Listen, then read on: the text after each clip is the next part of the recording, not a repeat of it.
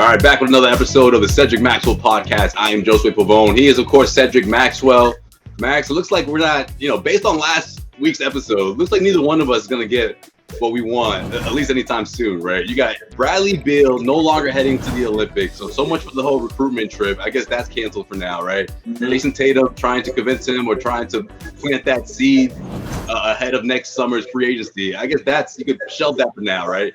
And then Damian Lillard report from TrueHoop.com, a source coming forward saying that he was planning within the next couple of days of demanding a trade. Well, Damian Lillard, I know that got you excited, Max, but that was less than 24 hours later shut down by Dame Lillard himself, who said that he's going to work with management, of course, and try the best he can to make this roster better. And he's planning on meeting with the new head coach, Chauncey Billups, in Las Vegas before heading to the Olympics out of Tokyo. But Max, you're fresh off of vacation, so let me get you up to speed here. So there we go. I set everything up for you.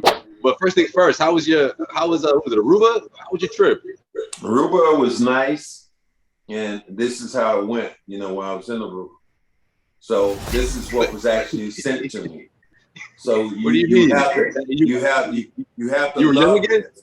This is Cedric Maxwell's 1977 UNC Charlotte. Man, that's college Max right there. And where I was wearing the number 33, man, I was like, I was ready to lock and load, man. But that was look at that frat boy.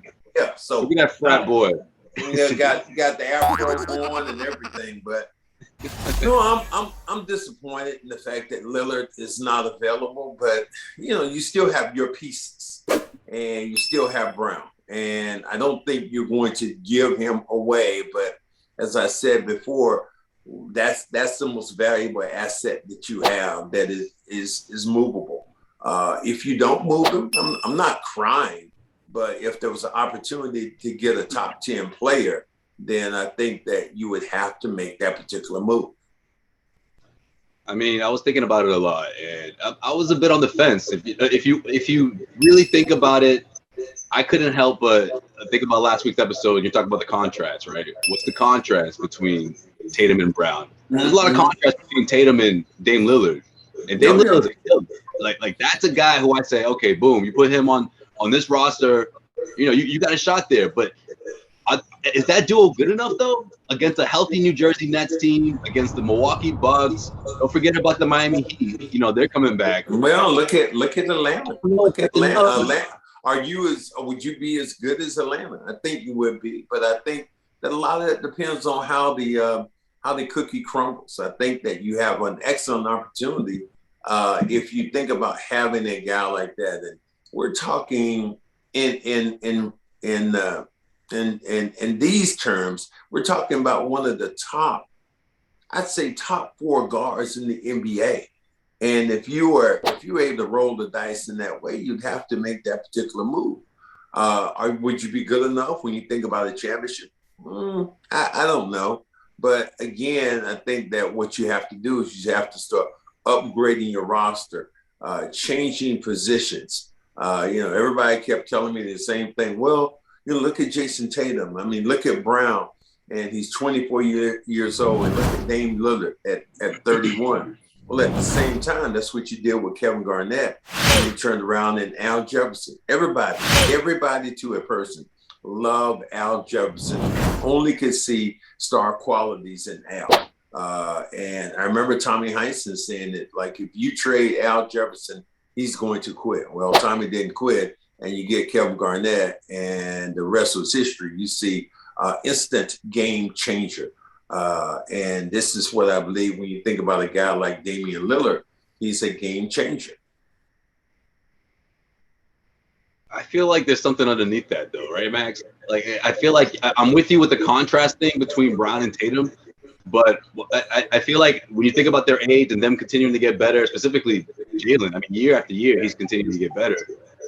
Why do you feel so unsure about those two, getting to the promised land compared to a duo like Tatum and Dame Lillard? Because it's just Dame's a much better player. No, I think that I started looking at does Tatum make Brown better? Does Brown make Tatum better? Do you in what line do you stand when it comes to that? Do you see either one of those players making the other guy better?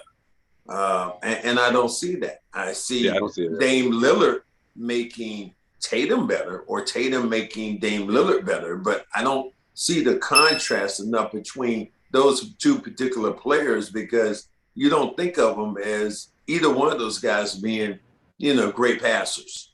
Dame Lillard is a great passer. So you're going to get extra opportunities that you wouldn't get. And that would be even if Tatum left. And obviously that's probably never going to happen. But, I still think you start looking at contrast in players.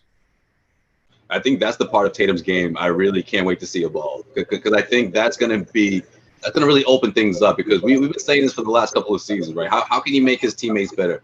I think evolving to a better passer is going to ultimately be what makes him that top 5 MVP caliber player. I think that's the part of his game he needs to add. People compare him a lot to Kobe because that was his, someone he looked up to, his mentor. But sometimes I see Kobe in him, of course. I see that in his footwork. But sometimes in his approach, and when he's really helping out his guys and being that facilitator, that ball handler, I see a little LeBron. LeBron had to add that part to his game, and I think that was a huge part. I don't see that. LeBron already had that in his game. He was already a pass happy guy when he got. Oh well, yeah, he was a pass happy guy, but Max, he took it to another level when he became a champion, though. I think he took it to guys like level, Mario Chalmers buckets, finding guys off the bench. Yeah, but I think you also start looking at the same thing when I say Tatum. Okay, not only from a passing standpoint does he have to get better, but he has to get better defensively as that guy who is going to stick, one of these big time guards and there are times when he makes great defensive plays. He has quick hands to get over, make steals. We know he can make that particular move. But I want to see him just get down and dirty and be physical enough to knock people off the box and doing stuff like that. He's strong enough to do that. He just has to have the mental approach to do that. You want to see him get in people's faces. I like that. You said that a few months ago. When have you seen Tatum or Brown get in an opponent's face? Well, William, you and I have talked about that. And how many games you think about when you think about those two particular players, and you're going, man, it's like, okay, I just want to see that. And we've seen glimpses of it. I know people right now who are watching the podcast are going to say, well, I remember when Tatum, ran into LeBron James after he dunked on him. Yeah, okay, well, start thinking about more plays other than that particular play when you think about Jason Tatum or Brown, getting in somebody's face. And I'm not saying I want them to be fighters, but it's contagious to the rest of your team when your best player is physical, when your best player is a little nasty. And every team that in the NBA right now has that little nasty player. And even you think about it, even a guy as small as Trae Young is, there's a little nastiness to Trae Young's game. Luka, one of the best players right now, upcoming players. Yeah. Like, there's some nastiness to his game, and that's what I want to see. And even to the point of, I just want to see Tatum or Brown protect themselves more, because their guys are going to take shots at them. And you can't already have Uncle Marcus can't always come off the bench or come someplace flying in to be the enforcer for your team. Right. When people always talk about that dunk on LeBron, I always ask them, well, what did he do after that? Yeah, that's true. It was like 7 minutes left in that game. He didn't touch the ball after that. Not one more time after that. True that. But and here's the thing, which was really crazy about that particular team. That was a young trifecta, because the person you actually put in there actually was Terry Rozier. There's Terry Rozier, Brown, and Tatum. Now, that is when you think about having those three guys together and Marcus Smart. That really created a lot of problems when you think about, what you did, how you played, and how you competed on both ends of the floor. Right. Yeah, that's true. Well, speaking of Tatum, he sat out of the last exhibition game Team USA had against Argentina. Now, they were supposed to play Friday night, but that one was canceled. No word if he's going to be in action for the final exhibition matchup going on Sunday. But how do you feel about this, Max? Obviously, Celtics fans are a bit concerned. They're talking about knee soreness. They don't like to hear that. They've seen some of their favorite Celtics players go down with knee injuries. Little by little, seen them chip away, little by little. All of a sudden, boom! They're out for a few months or whatever the case may be. They call it knee soreness, but Tatum, I mean, it sounds like at age 22, at age 22, Josue, I have a problem with that. And I've said this many times before. When you think about playing in the NBA, here's my belief. Either you rest your body or your body's going to rest you. Tatum's had some, a lot of basketball in these last, year and a half or so. COVID, you've been out for a while, being away from the game, but then you get back in, you have the bubble, then you have the shortened season, a concentrated version.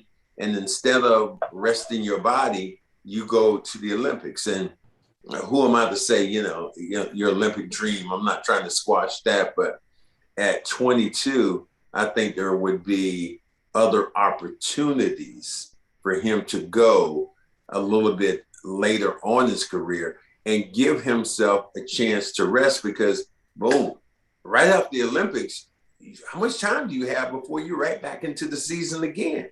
So, right. I mean, that to me is critical when you think about players and what they do and how they protect themselves and how they protect their bodies.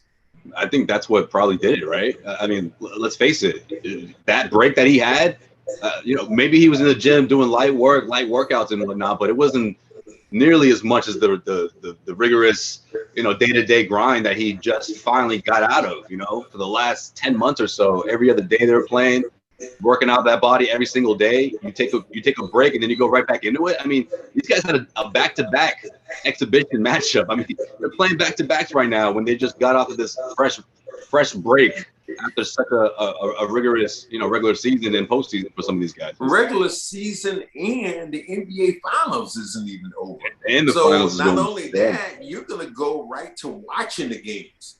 When you just say, hey, good, I'm good here. I'm all set. I'm not watching any games. I'm not doing anything. I'm relaxing. Stepping away from the game. Stepping away. And sometimes when you step away from the game, I think you become fresher. I think that, the game becomes a little bit more special to you when you're away from it. So I'm not trying to rain on his parade. I just, at as much basketball as he plays, and now you're talking about a little knee soreness, and their team, man, let's be honest here. Their team hasn't looked too good, have they? I mean, I know they lost to. I know they lost two. At least I know 2 games that they lost. They lost to Nigeria. They lost to Australia, and then they beat a let's just say a seasoned Argentina team. Yeah, but they got some. You lost to Nigeria. Come on, man. They ain't like Akeem is over there. Nothing. I mean, come on. Hold on, be careful now. Don't go Stephen A. Smith now. I don't care how it goes. I mean, I just want. I just want, and I'll be a Celtic fan. I just want to protect my guy. I want to protect my investment to this team by having Jason Tatum fresh and ready to play during the season. Did you know Luis Scola still balling? He's not necessarily balling. He's just over there probably watching. I mean, that was like Anderson Varejao. My guy looked like Cleveland balled him for a couple of minutes. So I can't go with balling. I go where you were doing physical activity. You should say that. Luis pulled up like my uncle at the cookout. Theo Luis pulled up ready to go. He looked all seasoned. He had a salt and pepper hair look. I'm like, that's Theo. That's my uncle right there. Oh my goodness, I can imagine. So I'm just trying to get the nephews. Come on, let's get some shots up. Yeah, I'm just to me, it's just it's a matter of what this team does, and I think they put themselves into more of a. I mean, there's obviously some wait and see with this team. You know, you bring Al back, you bring an older Al back in the fold.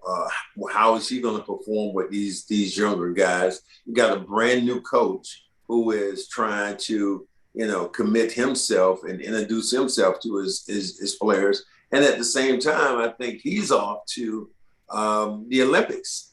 I had a little, I took a picture of myself when I was in Aruba, actually. And Emi Adoka had a shirt on, and I was repping it in Aruba. And I sent the picture. Yeah, I actually sent the picture to Nia Long and his lovely fiance, and she was like, "Wow, I love that." And then she was saying, you know, we're going down to Turks and Caicos because, you know, the families aren't going right now. They aren't going to Tokyo because you can't bring them. So I think there's a lot of things, there are a lot of movable parts in all this that I'm not really crazy. Hey, this is comedian Josue Pavon, best known for his impression of Donald Trump. I'm going to be at City Winery in Boston for one night only, July 26th at 8 p.m. Hope to see you there. Well, how about this, though? Tatum and his brand new head coach spending all that extra time together? No, that's a good thing. That's not a bad thing. I like that. Chance to bond and maybe he can get him on board, because that's the first thing you do as a new head coach. You get your best player on Bob. You get him committed, and once he's committed, then he can kind of rein other guys in. And so I am going to like that situation.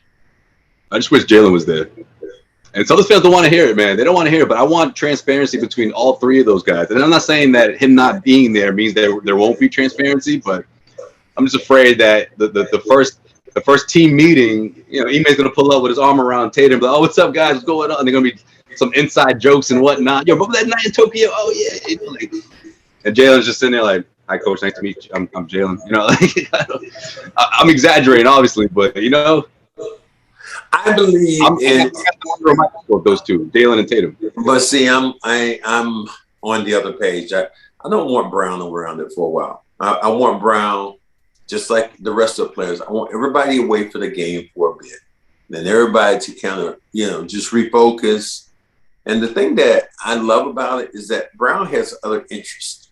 So his interest out of the game is going to help him heal. And when I say heal, you have to heal essentially from a basketball season. The bumps, the bruises, even him, but he had the bone which was broken in his left hand and his left arm. So I just like the fact that guys are able to get away from the game and then come back fresh. All right, last thing I want to talk about, Mac, before we wrap this up. Ben Simmons reportedly, according to Shams of The Athletic, Philadelphia on the phones right now, doing the best they can, or at least accepting offers, looking for an all-star in return. I mean, of course, the word "duh" comes to mind when you hear that. But the fact that this report this early, how do you feel about this? Do you think the Philadelphia 76ers will find a team? You think Ben Simmons will be on the move? How's it going to play out? There's always, and P.T. Barnum said it. He said there's a sucker born every day, and I'm not saying you're going to be suckered by getting Ben Simmons, but they say contracts can't be moved, and you look around and they are. Everybody say Kemba's contract couldn't be moved. Nobody's going to touch it. Kemba's moved. Now, he's a young, talented player that probably needs to have the team built around him in a whole nother way. You know, we know the fact that he can push the ball. We know he can rebound. We know he can defend. So he has three phases of the game, which, you know, I look at passing and defending the best, two of those phases.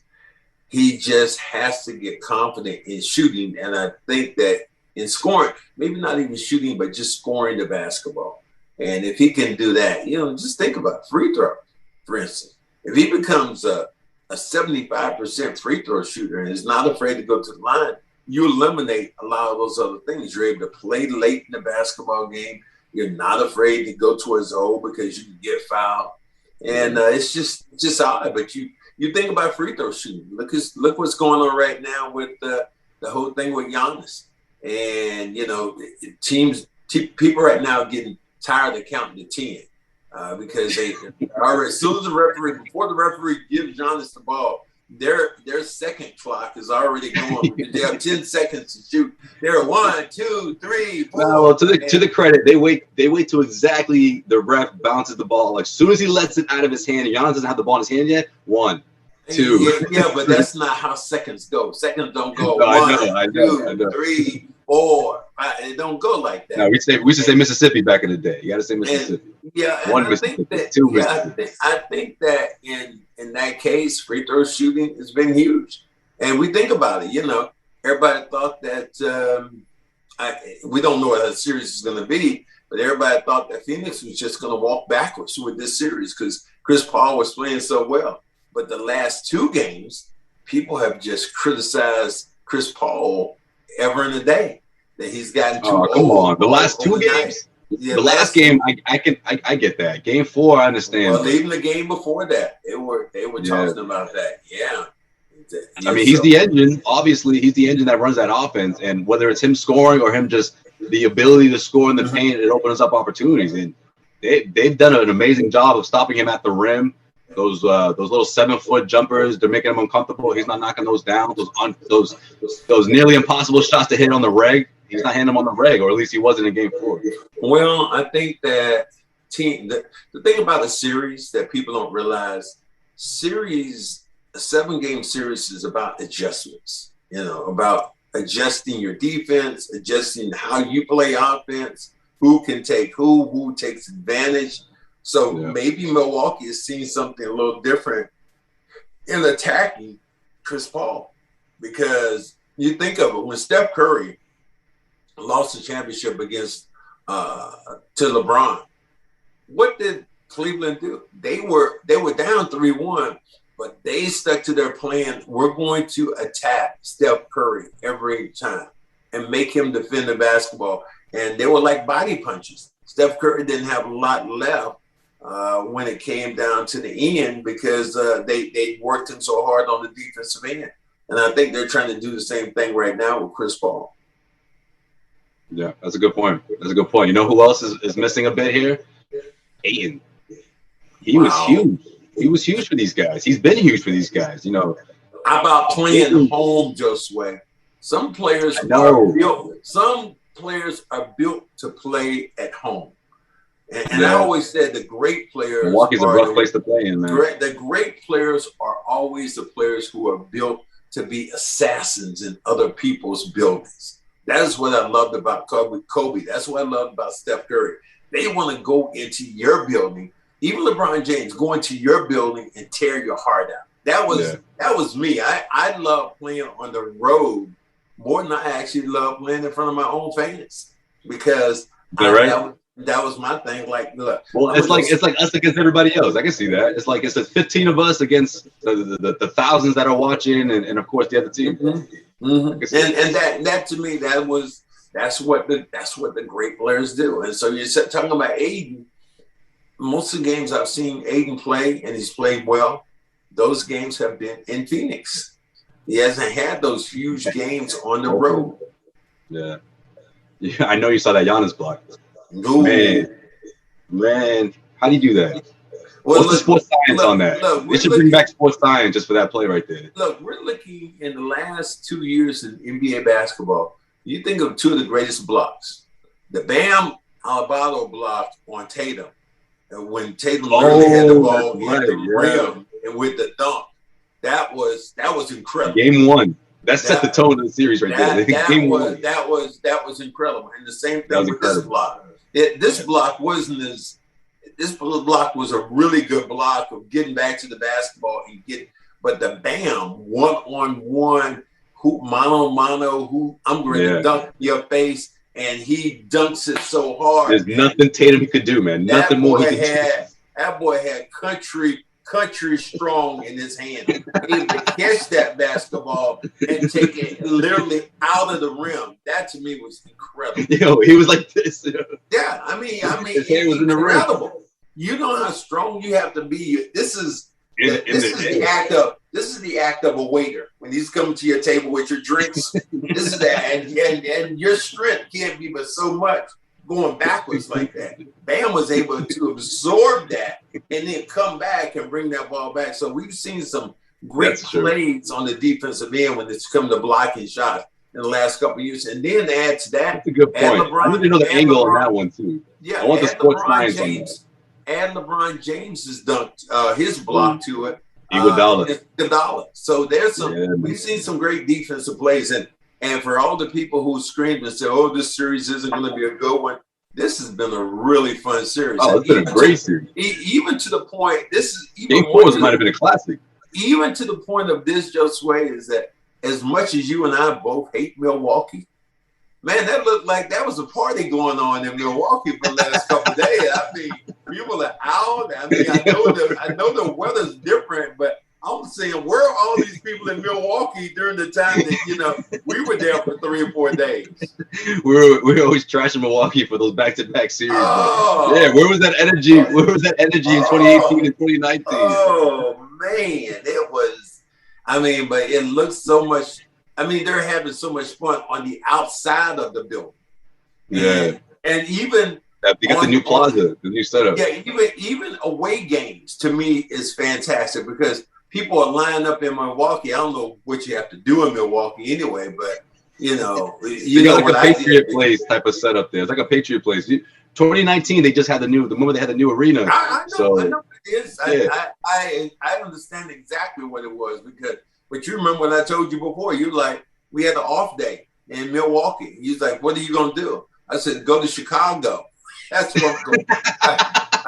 I took the train to Chicago. I'm like, man. I did the same thing too. Yeah, there is nothing to do here. And so the following year, I did the same thing. I was like, I'm going to take Mac's advice. The following year, I'm going to take it 40 minutes of, you get off the train, you're right in the middle of the city.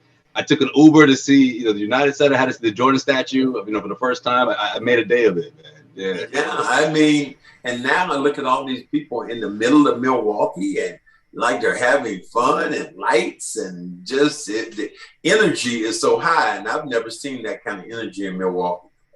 At least those wings were good. I don't remember what place that was. We should shout them out. That would be the last thing that I'm doing, giving Milwaukee shout outs about food. I'm not doing that. I've done a lot of things in my life, but that's not one of them. Yeah, so how was Aruba, man? You got any good stories? Any how was it, first of all? How was the setup? Aruba was fantastic. I mean, I made a poor choice initially of taking a hotel, and it was a Mill, M-I-L-L hotel. I made a poor choice of taking that hotel. Well, I made a good choice. In fact, I took the first 2 days there and kind of cheaped out on it. And it was one of those hotels where you went in and the furniture in your room, there was a hole in the couch. So that was not a good sign. I went to the bathroom and turned the knob on in the bathroom shower. The knob falls off the bathroom shower. I was like, oh gosh.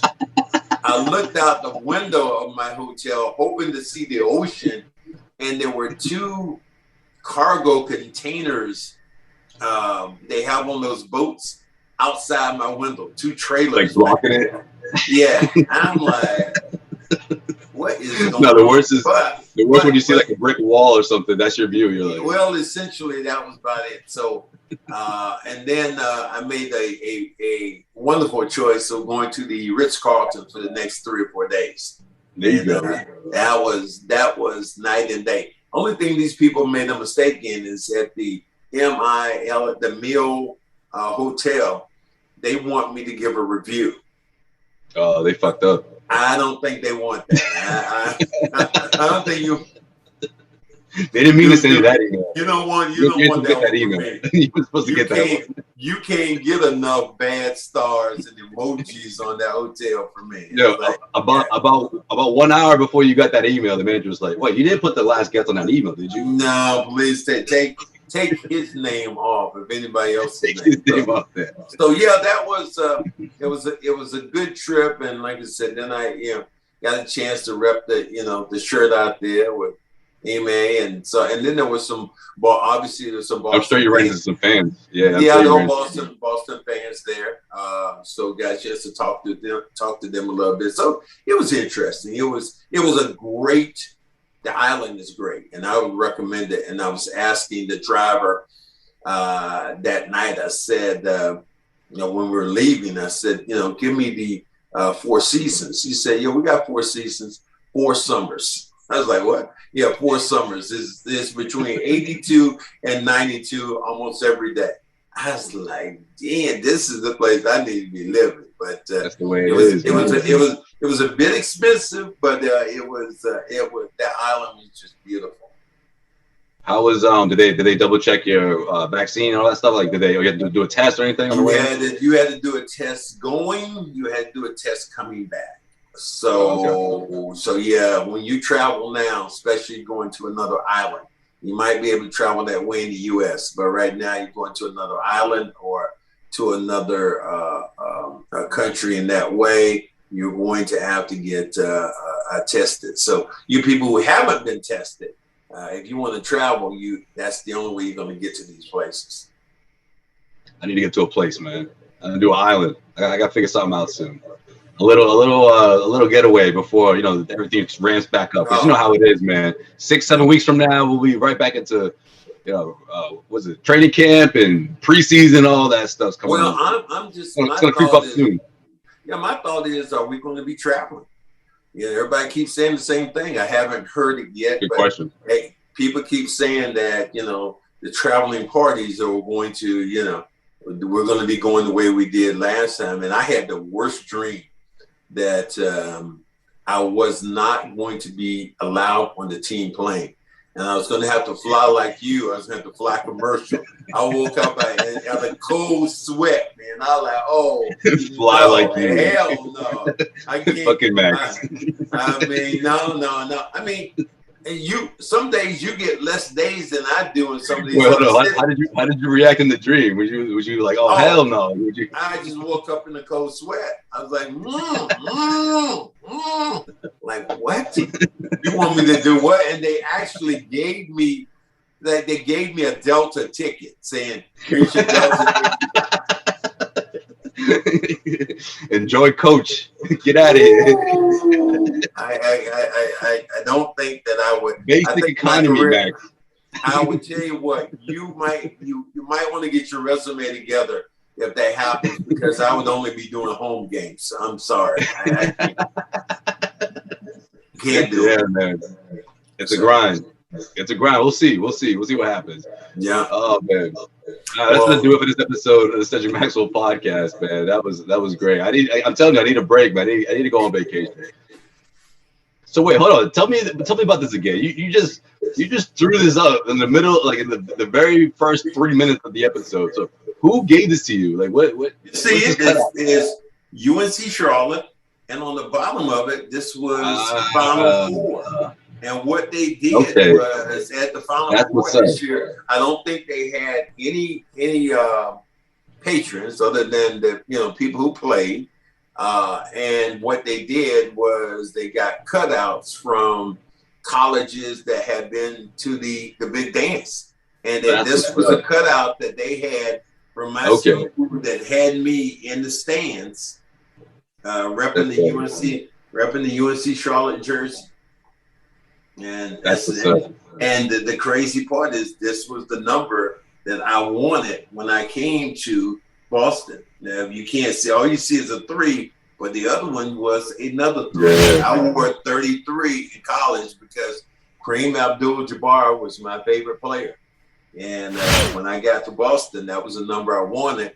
And obviously we know who ended up wearing number 33 was Larry Joe Bird. Of course. But what I love about the way it's lined up, it's just like all in order: 31, 32, 33, 34, 35. Yeah, greats, goats, Celtics goats for sure. I will see you guys next week. Of course, you already know. Rate, subscribe on iTunes, Stitcher, iHeart, all that. We're on there. We'll see you guys next week. All right. Peace out.